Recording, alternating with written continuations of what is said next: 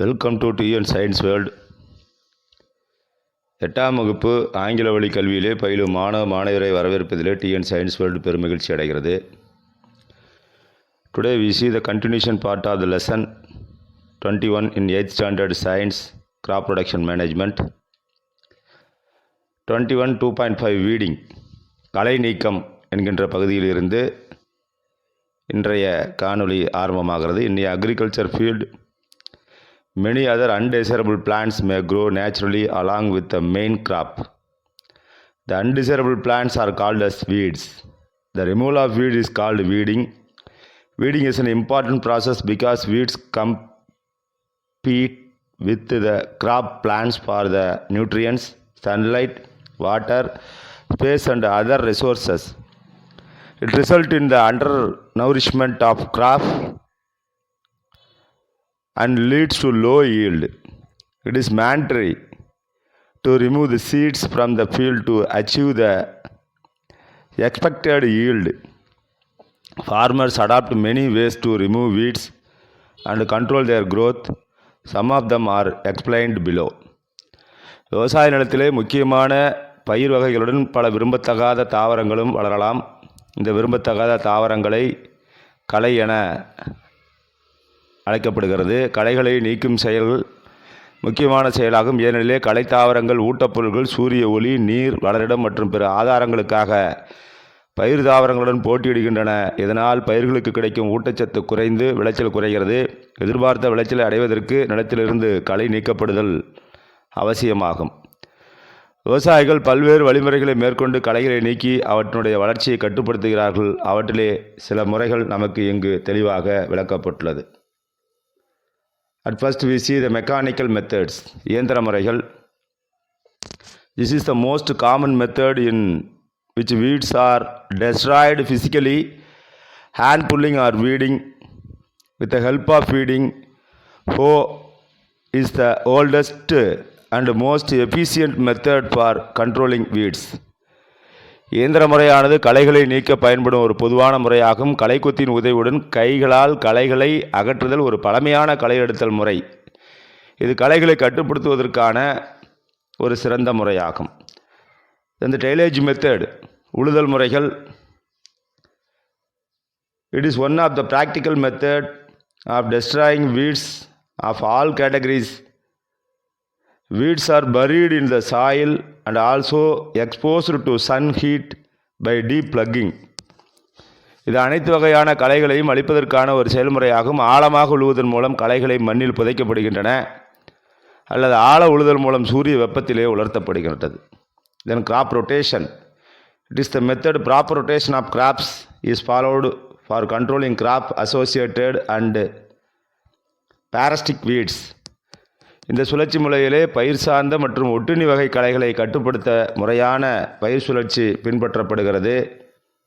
Then we see the summer tillage, கோடை உழவு. Deep plugging after harvest of rabi crop and exposing underground parts of weeds to strong sunlight during summer month is useful for destroying many annual and perennial weeds. குளிர்கால பயிர்களை அறுவடை செய்த பிறகு நிலத்தை ஆழமாக உழுது களைகளுடைய தரை கீழ்ப்பகுதிகளை கோடை காலத்திலே சூரிய வெப்பத்திற்கு உட்படுத்துவதன் மூலம்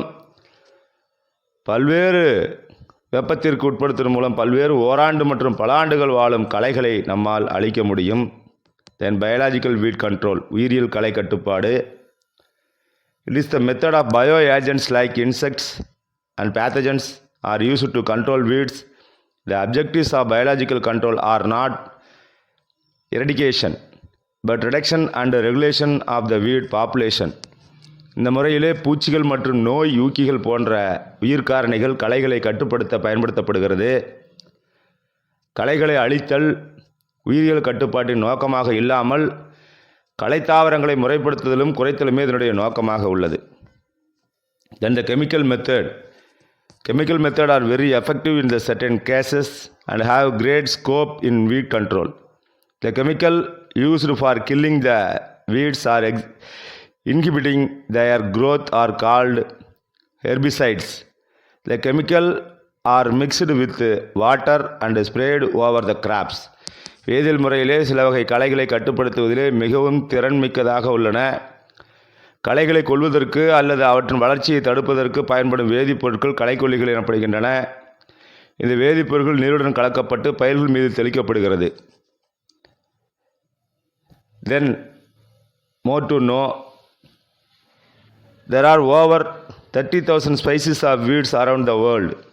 Out of these, 18,000 species cause serious losses to crop. The continuous use of the same method leads to building up of a tolerant species. Therefore, a suitable combination of different method of weed control should be practiced. உலகெங்கிலும் 30,000க்கும் மேற்பட்ட களை வகைகள் காணப்படுகின்றன. அவற்றுள்ளே 8,000 வகைகள், இங்கு 18,000, Tamil medium புக்கில் 8,000 வகைகள் பயிர்களுக்கு பெரிய சேதத்தை ஏற்படுத்துகிறது. ஒரே வகையான களை நீக்கும் முறையை பயன்படுத்துவதால் களைகளை அவற்றை மேற்கொள்ளும் திறனை பெற்று கொண்டுள்ளன. எனவே பல்வேறு களை நீக்கும் முறைகளை இணைத்து அவற்றை கட்டுப்படுத்த வேண்டும். தென் இன்டகிரேட்டட் வீட் மேனேஜ்மெண்ட், ஒருங்கிணைந்த களை மேலாண்மை. Integrated weed management combines different agronomous practices and herbicides used to manage weeds so that the reliance on any one of weed control technique is reduced. Mechanical, biological, cultural and chemical methods are included in integrated weed management. இந்த முறையிலே பல்வேறு வேளாண்மை செயல்பாடுகள் மற்றும் களைக்கொல்லிகளுடைய பயன்பாடுகளை இணைத்து களைகள் கட்டுப்படுத்தப்படுகின்றன. எனவே நாம் ஒரே ஒரு களை கட்டுப்பாட்டு முறையை மட்டுமே சார்ந்திருக்க வேண்டிய அவசியம் இல்லை. இந்த முறையிலே பல்வேறு உயிரியல், பாரம்பரிய மற்றும் வேதியியல் முறைகள் பயன்படுத்தப்படுகின்றன. And then we see the harvesting of crops. பயிர் அறுவடை செய்தல். The process of cutting and gathering a crop is called harvesting. Different methods are used for harvesting. Manual harvesting, கைகளால் பிடுங்குதல். விளைந்த பயிர்களை வெட்டி சேகரிக்கும் செயல் அறுவடை எனப்படும். பயிர்களை அறுவடை செய்திட பல்வேறு முறைகள் பயன்படுத்தப்படுகின்றன. முதலிலே கைகளால் பிடுங்குதல், manual harvesting. This is the major method of harvesting in India. Certain crops are harvested without using tools. Crops like groundnut, green gram, black gram and horse gram can be harvested by the uprooting with hand, provided soil moisture is adequate for hand pulling. இதுவே இந்தியாவிலே பெரும்பாலும் காணப்படக்கூடிய அறுவடை முறையாகும். சில பயிர்கள் சாதனங்கள் ஏதும் இல்லாமலேயே அறுவடை செய்யப்படுகின்றன. நிலக்கடலை, பச்சை பயிறு, உளுந்து மற்றும் கொள்ளு ஆகியவை இம்முறையிலே அறுவடை செய்யப்படுகிறது. ஆனால் அவற்றை அறுவடை செய்ய போதுமான அளவு ஈரப்பதம் மண்ணிலே இருக்க வேண்டும். And then we see the mechanical method, கருவி கொண்டு அறுவடை செய்தல். Harvesting in our country is generally done by employing the laborers with the help of a farm instruments like sickle. This method is laborious and time consuming, one and it's suitable for small sized farms only. பெரும்பாலும் கதிரறிவால் கொன்ற வேளாண் கருவிகளை கொண்டு வேலையாட்கள் உதவியுடன் அறுவடை செய்யப்படுகிறது. இதற்கு அநேக வேலையாட்கள் மற்றும் அதிக காலம் தேவைப்படுகிறது. இது சிறிய அளவிலான வேளாண் செயல்முறைகளை மட்டுமே செய்வதற்கு போதுமானதாக இருக்கிறது. தென் மெஷின் ஹார்வெஸ்டிங், இயந்திரத்தால் அறுவடை செய்தல். The harvesting method is used in large sized agriculture fields. The term harvesting also includes the immediate post-harvest practice such as threshing and winnowing. The process of separating the grains from their chaff or pods is threshing. After threshing, we must separate the grains from the chaff. Winnowing is the process of separating the grains. இந்த அறுவடை முறை பெரிய அளவிலான வேளாண் நிலங்களிலே பயன்படுத்தப்படுகிறது. அறுவடை என்பது அறுவடைக்கு பிந்தைய செயல்பாடுகளை கதிரடித்தல் மற்றும் காட்டிலே தூற்றுதல் போன்ற நிலைகளை உள்ளடக்கியுள்ளது. கதிரடித்தல் முறைகளை பற்றி நாம் இங்கு தெளிவாக தெரியும். தானியங்கள் அவற்றுடைய பதர் அல்லது கனிகளிலிருந்து பிரித்தெடுக்கும் செயல் கதிரடித்தலாகும். கதிரெடுத்தலின் பின்பு தானியங்களை உமி அல்லது பதரிலிருந்து நாம் பிரிக்க வேண்டும். அவ்வாறு தானியங்களை பிரித்தெடுக்கும் செயல் காற்றில் தூற்றுதல், வின்னோயிங் என்று பெயர். Then the storage of food grains. உணவு தானியங்களை சேமிப்பு. Storage is an important aspect of post-harvest technology because the crop is seasonally produced but consumed out of the year.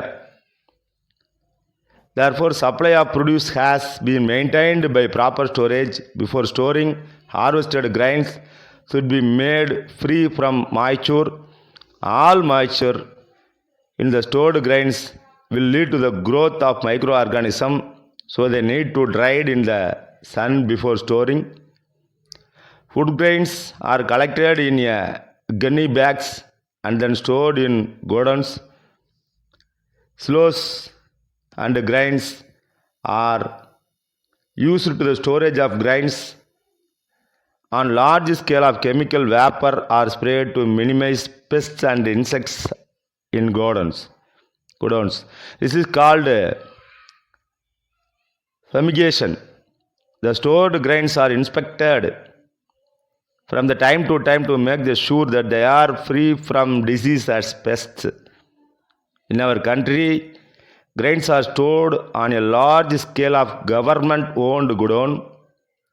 The different categories of agriculture producer needing storage are food grains, oil seeds and folders. அறுவடைக்கு பிந்தைய செயல்பாடுகளுடைய முக்கிய அம்சம் சேமிப்பு. ஏனெனில் பயிர்கள் பருவ காலத்திலே உற்பத்தி செய்யப்படுகிறது, ஆனால் ஆண்டு முழுவதும் மக்களுக்கு தேவைப்படுகிறது. ஆகையால் சேமிப்பு மூலம் உற்பத்தியான உணவுப் பொருட்கள் பராமரிக்கப்பட வேண்டும். சேமிப்பதற்கு முன்னர் அறுவடை செய்யப்பட்ட தானியங்களிலே ஈரப்பதம் இல்லாதவாறு அவை உலர்த்தப்பட வேண்டும். சேமித்துள்ள விதைகளிலே உள்ள ஈரப்பதம் நுண்ணுயிர்களின் வளர்ச்சிக்கு வழிவகுக்கும். எனவே சேமிப்பிற்கு முன்னர் வெயிலிலே விதைகளை நன்கு உலர்த்த வேண்டும். உணவு தானியங்களை சாக்கு பைகளிலே சேகரிக்கப்பட்டு பின்னர் சேமிப்பு கிடங்களில் சேமிக்கப்படுகிறது. தானியங்களை பெரிய அளவில் சேமிப்பு கலன் மற்றும் தானிய கிடங்குகள் பயன்படுத்தப்படுகிறது. சேமிப்பு கிடங்குகளிலே சிறு பூச்சிகள் மற்றும் பிற பூச்சிகள் குறைப்பதற்கு வேதியியல் தூவிகள் தெளிக்கப்படுகின்றன. இவை புகையூட்டம் என்றும் பெயர். நோய் மற்றும் பூச்சிகளில் பாதிப்பு ஏற்படாத வகையிலே சேமிக்கப்பட்ட தானியங்களை அவ்வப்பொழுது ஆய்வு செய்ய வேண்டும். நம் நாட்டிலே அரசுக்கு சொந்தமான சேமிப்பு கிடங்குகளிலே தானியங்கள் சேமிக்கப்படுகின்றன. உணவு தானியங்கள், எண்ணெய் வித்துக்கள், விதைகள் மற்றும் கால்நடை தீவனங்கள் ஆகியவை சேமித்து வைக்கப்பட வேண்டிய வேளாண் உற்பத்தி பொருட்களாகும்.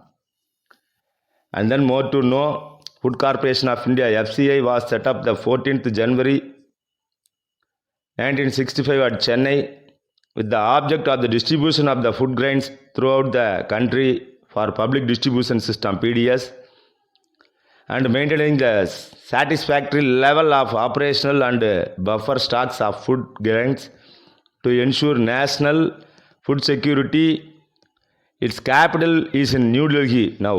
இந்திய உணவுக் கழகம் FCI 1965 ஜனவரி 14 சென்னையிலே ஏற்படுத்தப்பட்டது. நாடு முழுவதும் பொது விநியோக திட்டத்தின் மூலம் கீழ் உணவு தானியங்களை வழங்குதல், தேசிய உணவு பாதுகாப்பினை உறுதி செய்யும் வகையிலே வழங்கப்பட வேண்டிய மற்றும் வைப்பில் வைத்திருக்க வேண்டிய உணவு தானியத்தை நிர்வகித்தல் ஆகியவை இதன் முக்கிய நோக்கமாக உள்ளது. தற்போது இதனுடைய தலைமையகம் டெல்லியாக உள்ளது. And then we see the activity.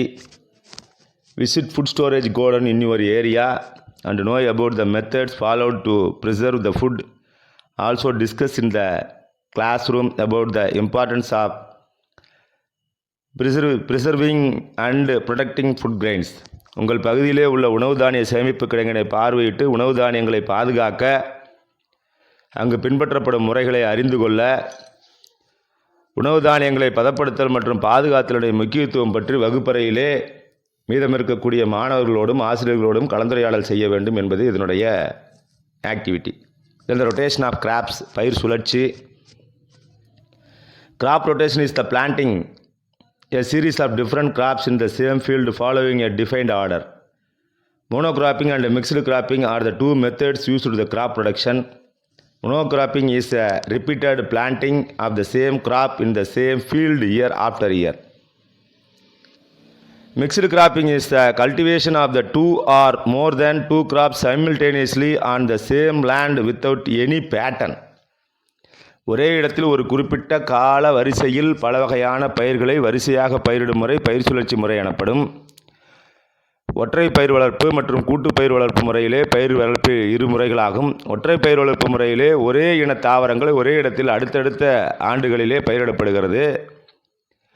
ஒரே நிலத்திலே 2 அல்லது 2ற்கு மேற்பட்ட பயிர்கள் சமகாலத்தில் சாகுபடி செய்யப்படுவது கூட்டு பயிர் வளர்ப்பு என அழைக்கப்படுகிறது.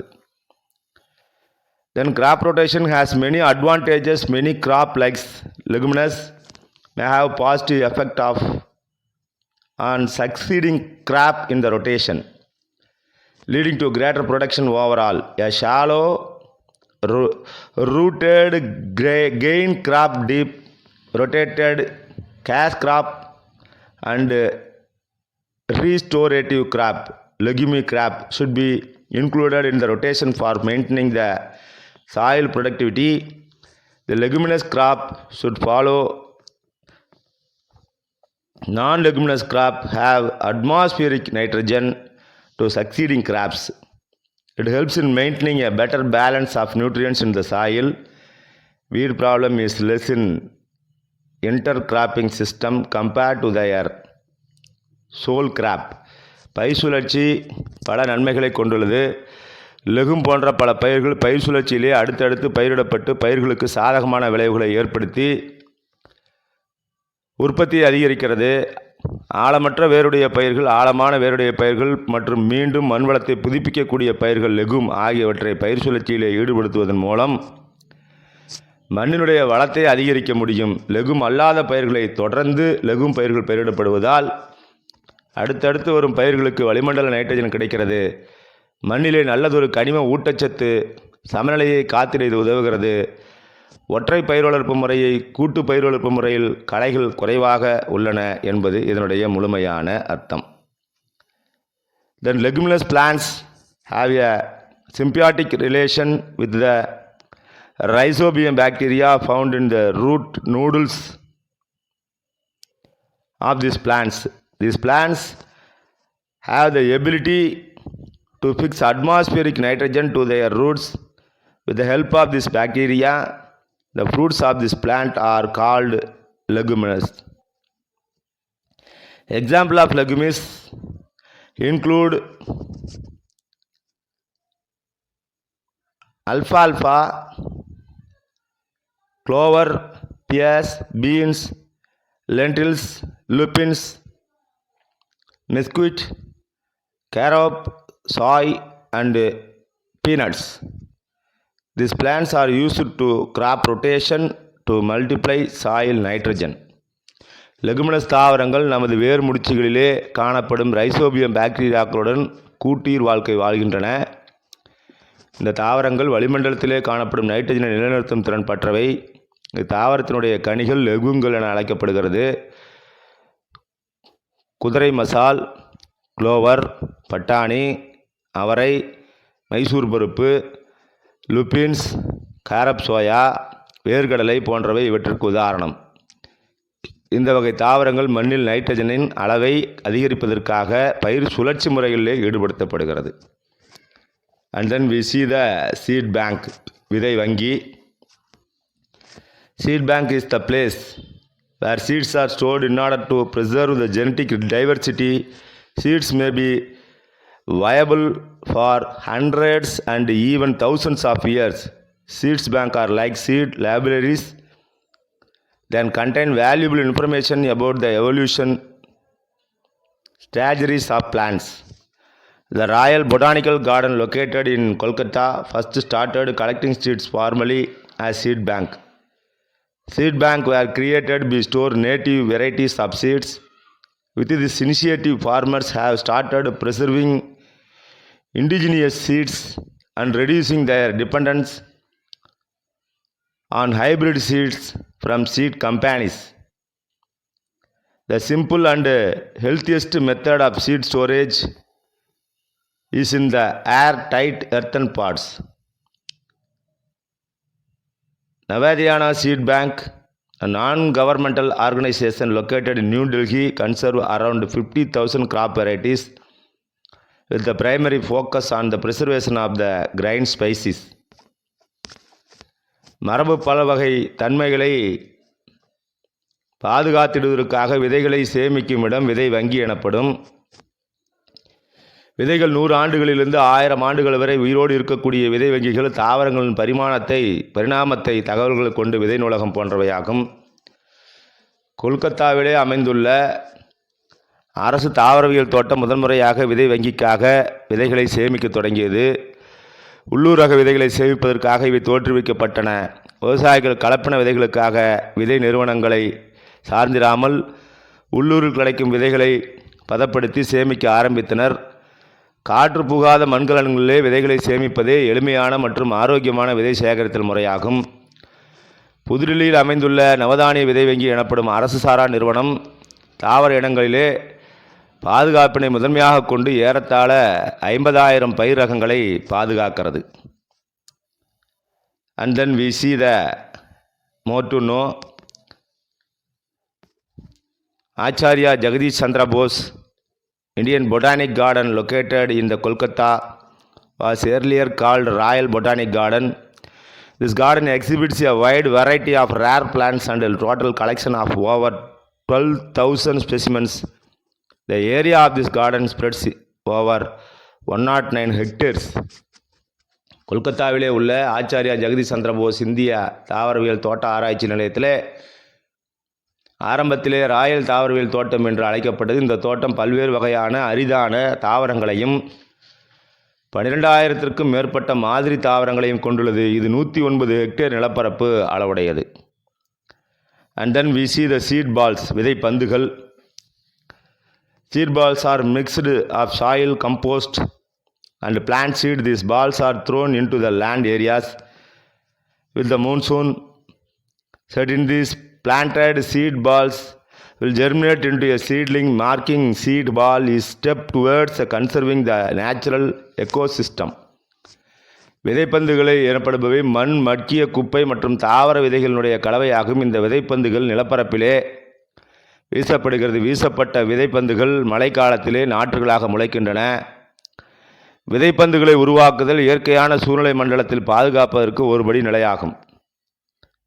Seed balls are prepared by non-government organization and enthusiastic school children to grow tree for ecosystem restoration.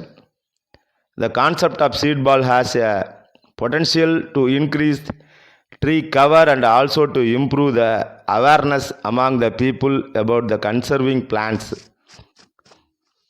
சூழ்நிலை மண்டலத்தை புதுப்பிப்பதற்காக தேவையான தாவரங்களை வளர்ப்பதற்காக அரசு சாரா நிறுவனங்களுக்கு ஆர்வமுள்ள பள்ளி குழந்தைகள் விதைப்பந்துகளை தயார் செய்கிறார்கள்.